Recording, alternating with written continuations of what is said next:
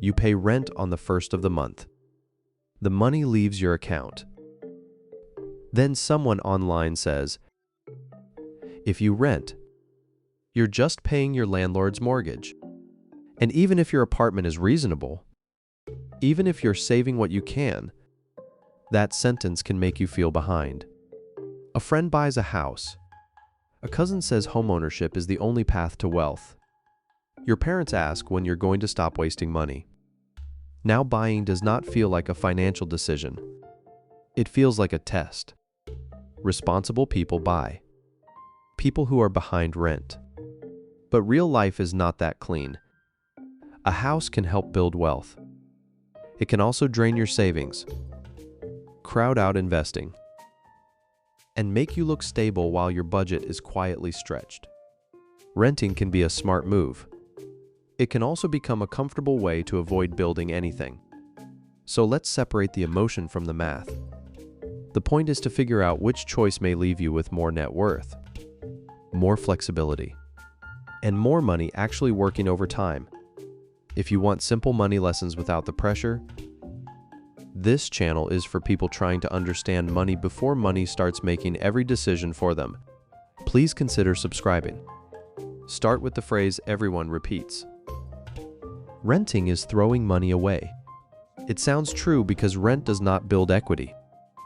You pay for shelter that month, and when the month ends, you do not own part of the apartment. But every housing choice has money that disappears. When you own, part of the payment may build equity, but interest does not become your asset. Property taxes do not become your asset. Insurance, repairs, closing costs, moving costs, and possible association fees all matter too. Owning is not simply paying yourself instead of a landlord.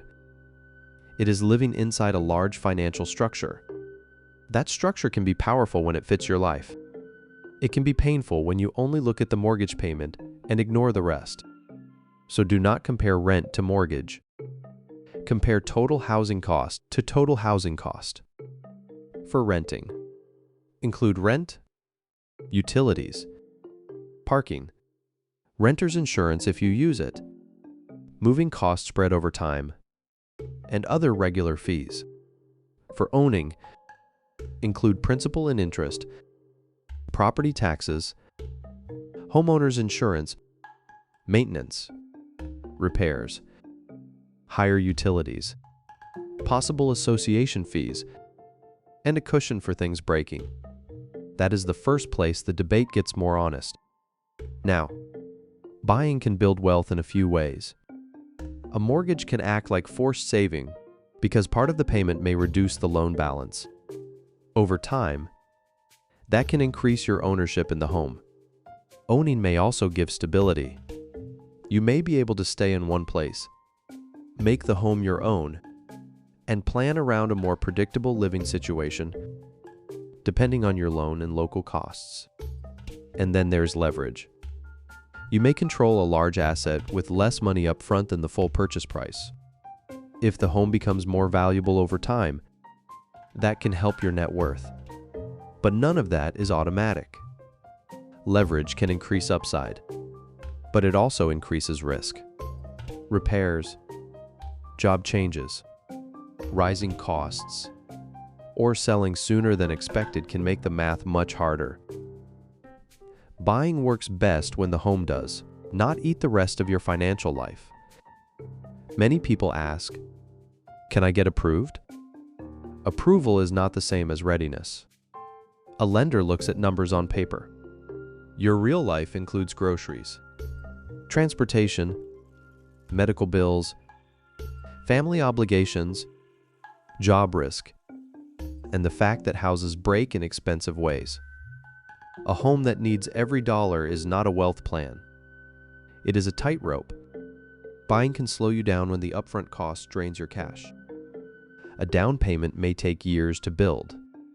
Then come closing costs, moving expenses, furniture, tools, repairs, and the first round of surprises nobody noticed during the showing. It can also slow you down when the monthly cost crowds out everything else. If the house payment leaves no room to invest, save, or handle emergencies, you may be building equity while becoming fragile everywhere else. That is how someone can own a home and still feel broke every month. On paper, they are a homeowner. In daily life, they are one repair away from credit card debt. Time matters too. Buying and selling are not frictionless. There can be transaction costs, repairs before selling, moving costs, and months of uncertainty. If you may need to move soon for work, family, or income growth, be careful about assuming ownership will automatically come out ahead. Now give renting a fair look.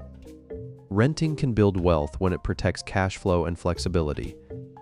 If renting costs less than owning in your area, and you actually save or invest the difference, renting may give you room to grow. It can keep your emergency fund intact. It can let you move for a better job. It can help you avoid buying before your income, debt, or location is stable. For an early career adult, flexibility can be valuable. A better job in another city, a shorter commute, a career change, or a relationship. Decision can matter financially. Renting can also limit certain surprise costs. You still have bills, and rent can rise, but when a major system in the building breaks, that is usually not your personal repair bill in the same way it is for an owner. That predictability can help a beginner stay consistent. But renting only helps build wealth if the extra room is used on purpose. Some people say, "I rent so I can invest the difference." Then the difference disappears into food delivery, subscriptions, upgrades, trips that were not planned, and a nicer car payment. No judgment. That is normal human behavior. Money without a job usually finds something to do. So renting is not a strategy by itself. If you rent for years and never build savings, never invest consistently, and never create a plan, renting was just the place you lived. Here is the Professor Richman framework. Use 6 checks before deciding which option is more likely to help you build wealth. First, compare the full monthly cost. Do not use the cleanest number from each side. Use the number that reflects real life. Second, check your cash after the move. If buying wipes out your savings, ask what happens when normal problems show up. A car repair, a medical bill, a slow month at work, a family emergency. Third, be honest about your time horizon. If you expect to stay in the same area for a while, buying may have more time to absorb the costs of getting in and out. If your life is still changing quickly, renting may preserve useful options. Fourth, measure career flexibility. A cheaper rental that lets you move toward higher income may support wealth. A house that anchors you to the wrong place can become expensive in ways that do not appear on the mortgage statement. Fifth, test your invest, the difference discipline. If renting is cheaper, decide where the difference goes before it hits your checking account. Automatic transfers, separate savings, or a regular investment plan can help, depending on your goals and risk tolerance. Sixth, remove social pressure from the calculation.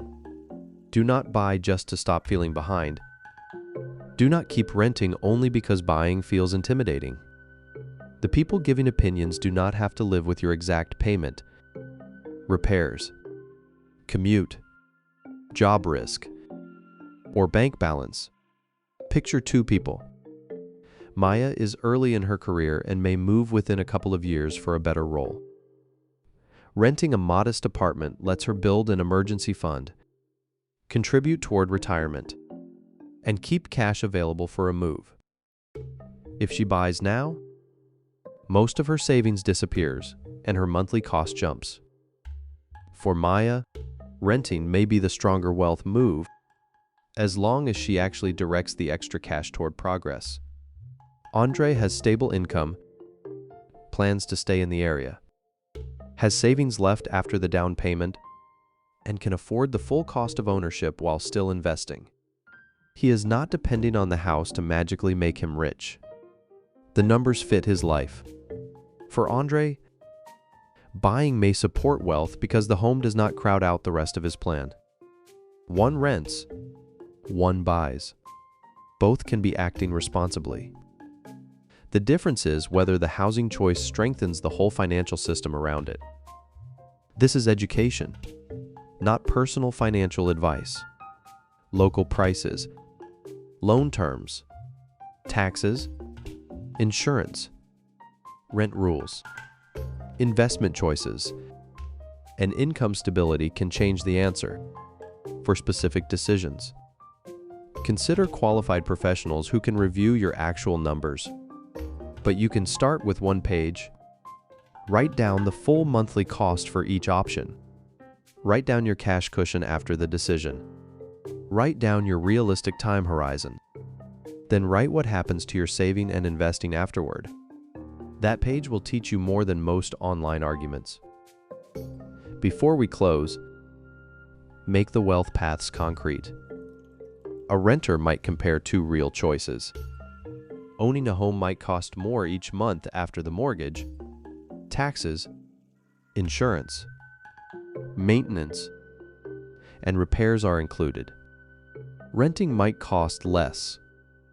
If the renter takes that difference and invests $2,000 a month into a broad stock investment account for 10 years, they would contribute $240,000 total, with a 7% average annual return, compounded monthly.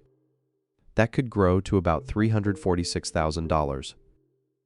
With a 10% average annual return, it could grow to about $410,000. With a 12% average annual return, it could grow to about $460,000. These are simple examples, not promises. Actual returns vary, and stocks can lose value. The lesson is that renting can build wealth when the difference between renting and owning is invested consistently instead of being spent. A buyer can build wealth differently. They may pay down the mortgage, maintain the home, and build equity over time. Later, if the numbers work, they might carefully use a portion of that equity to help buy another property and rent it out. They can repeat that process slowly, but only if the rent, debt, repairs, vacancy risk, and cash reserves still make sense. So the honest answer is this: both renting and buying can make you rich. It is a matter of learning how to do it. Buying does not automatically make you rich. Renting does not automatically keep you poor. The stronger choice is the one that keeps your finances steady, leaves room for future moves, and allows your money to keep working after the housing payment is made.